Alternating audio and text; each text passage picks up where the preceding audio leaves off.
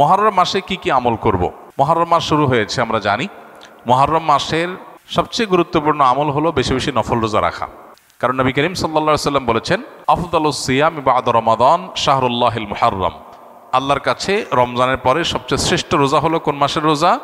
আল্লাহর মাস মুহররম মাসের রোজা। মুহররম মাসকে নবীজি বলেছেন কার মাস? আল্লাহর মাস। সব মাসই আল্লাহর, কিন্তু এটাকে আল্লাহর মাস বলে নবীজি সাল্লাল্লাহু আলাইহি সাল্লাম ইঙ্গিত করেছেন এই মাসটা বিশেষ কারণে মর্যাদাপূর্ণ।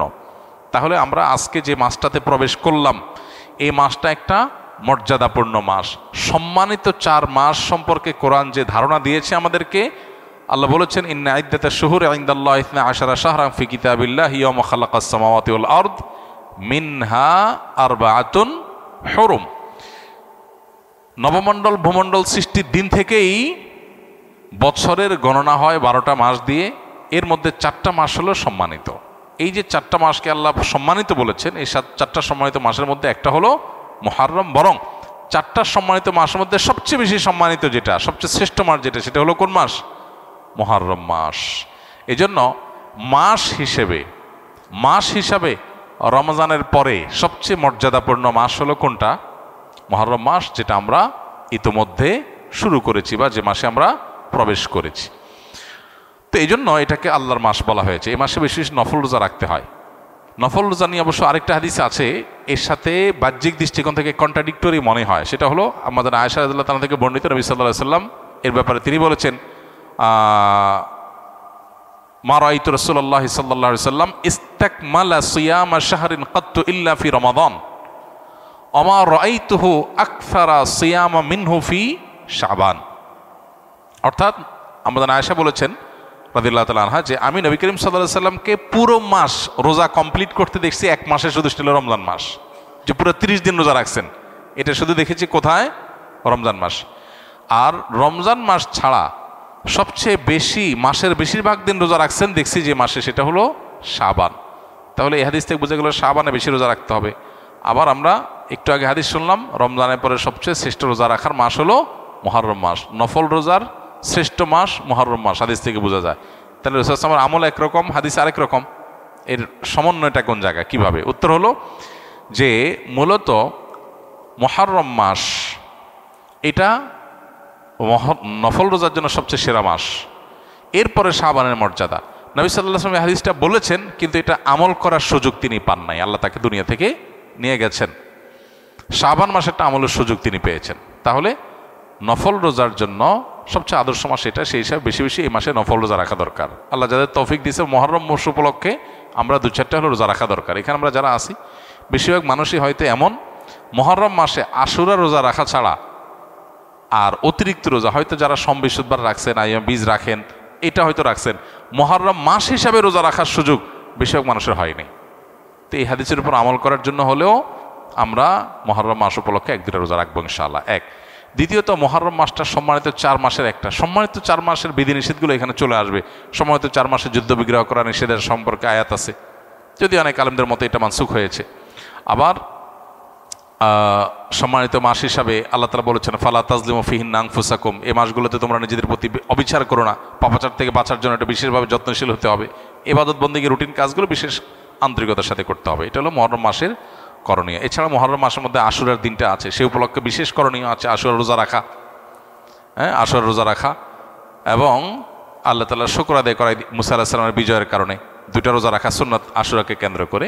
এ হলো মুহররম মাসের করণীয়। এর বাইরে মুহররম মাসকে কেন্দ্র করে অনেক করণীয় আমাদের সমাজে আছে, যেগুলো একটাও কোরআন বা হাদিস দ্বারা প্রমাণিত নয়।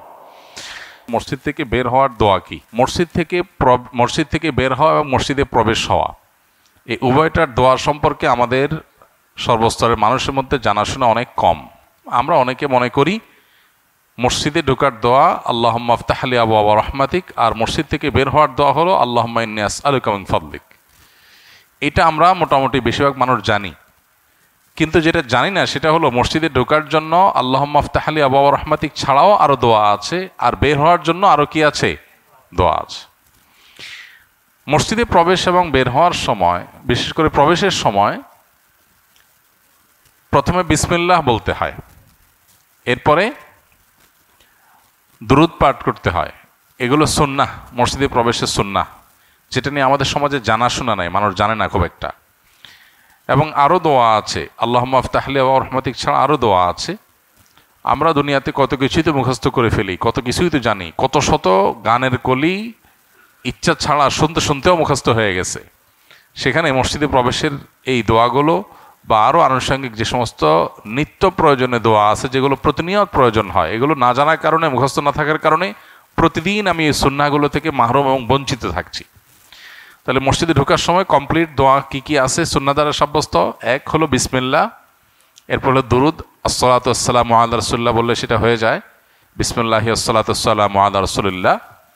এরপর আরেকটা দোয়া আছে, আউযু বিল্লাহিল আযীম ওয়া বিওয়াজহিহিল কারীম ওয়া সুলতানিল কাদিম মিনাশ শাইতানির রাজীম। আবার বলছি, আউযু বিল্লাহিল আযীম ওয়া বিওয়াজহিহিল কারীম ওয়া সুলতানিহিল কাদিম মিনাশ শাইতানির রাজীম। আউযু বিল্লাহিল আযীম মানে মহান রবের কাছে আমি আশ্রয় চাই, অবিওয়াজহিল করিম তার সম্মানিত সত্তার কাছে আমি আশ্রয় চাই, অসুলতানহিল কাদিম তার অনাদি অনন্তকালের যে মহারাজত্ব, সুপ্রাচীন যে রাজত্ব, তার আশ্রয় চাই। কোত্থেকে? মিনাশ শাইতানির রাজীম, বিতাড়িত শয়তানের শয়তানি থেকে, সে যেন আমাকে বিভ্রান্ত করতে না পারে। তো এই জন্য এই দোয়া পড়ে এরপরে আল্লাহুম্মা আফতাহলি ওয়া রহমাতিক পড়ে আমরা ডান পা দিয়ে মসজিদে প্রবেশ করব। আবার বলছি, বিসমিল্লাহ আসসালাতু ওয়াসসালামু আলা রাসূলিল্লাহ আউযু বিল্লাহিল আযীম ওয়া বিওয়াজহিহিল কারীম ওয়া সুলতানিহিল কাদিম মিনাশ শাইতানির রাজীম আল্লাহুম্মা আফতাহলি আবওয়াবা রহমাতিক। এখন আমাদের তো মসজিদে আসার পর হনহনায় আমরা প্রবেশ করে যাই, এত কিছু পড়ার সময় আমাদের হয় না।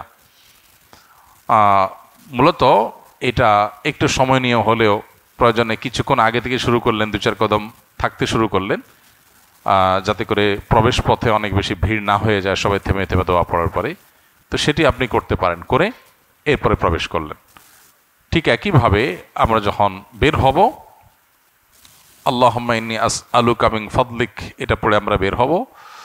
কিন্তু এর পাশাপাশি আর 2-1টা দোয়াও হাদিসে আছে বের হওয়ার সময়, বাকি এটাই সবচেয়ে প্রসিদ্ধ এবং বিশুদ্ধ। আল্লাহুম্মা ইন্নী আসআলুকা মিন ফাদলিকের অর্থ কি? আমরা অনেকে প্রথমটা ঢুকারটা জানি, আল্লাহুম্মা আফতাহলি ওয়া রহমাতিক, আল্লাহ আপনার রহমতের সব দুয়ারগুলো আমার জন্য উন্মোচন করে দেন, এটা আমরা জানি। কিন্তু আল্লাহুম্মা ইন্নী আসআলুকা মিন ফাদলিক বের হওয়ার সময় বাম পাও দিয়ে বের হয়ে এই দোয়াটা পড়ব বের হওয়ার সময়। এটার অর্থ কি? এটার অর্থ হলো, হে আল্লাহ, আপনার ফজল, আপনার অনুগ্রহ আমি চাই, আপনার অনুগ্রহ থেকে আমি চাই। এখানে অনুগ্রহ বলতে অনেক উলামা ইকরাম বলেছেন রিজিক, অর্থাৎ আমি বের হচ্ছি, আমার জন্য আপনি উত্তম রিজিকের ব্যবস্থা করবেন, আপনার দেওয়া রিজিকগুলো থেকে আমি চাই, আমার জন্য রিজিক চাই। রিজিক বলতে শুধুমাত্র রুটি রুজি না, রিজিক বলতে আমরা মনে করি শুধুমাত্র মানুষ যা খায় সেটাই বোধহয় রিজিক। মানুষ যা কিছু আল্লাহর পক্ষ থেকে রহমত হিসাবে পায় তার সবই রিজিক। দোয়া করার তৌফিক, ইবাদতের তৌফিক পাইছি, এটাও রিজিক। সন্তান সন্ততি ভালো পাওয়া, এটাও রিজিক। ভালো জীবনসঙ্গী পাওয়া, এটাও রিজিক। ভালো পরিবেশ পাওয়া, এটাও রিজিক। ভালো বন্ধু পাওয়া, এটাও রিজিক। হ্যাঁ, আমার ছাত্র মানুষ, পড়াশোনা আমি ভালো বুঝলাম, এটাও রিজিক, আল্লাহ বোঝার তৌফিক দিয়েছেন, এটা রিজিক। আমি পড়াশোনা যা পড়লাম সেটা মুখস্থ ধরে রাখতে পারলাম, এটাও রিজিক। যা জানলাম সেটা যে আমলের তৌফিক পেলাম, সেটাও রিজিক।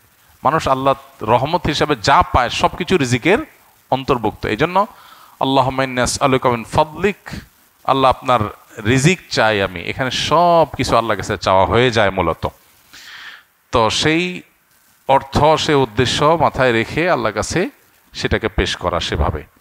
তো এইভাবে আমাদের মসজিদে ঢুকা এবং বের হওয়ার সুন্নাহগুলোকে আদায় করা দরকার।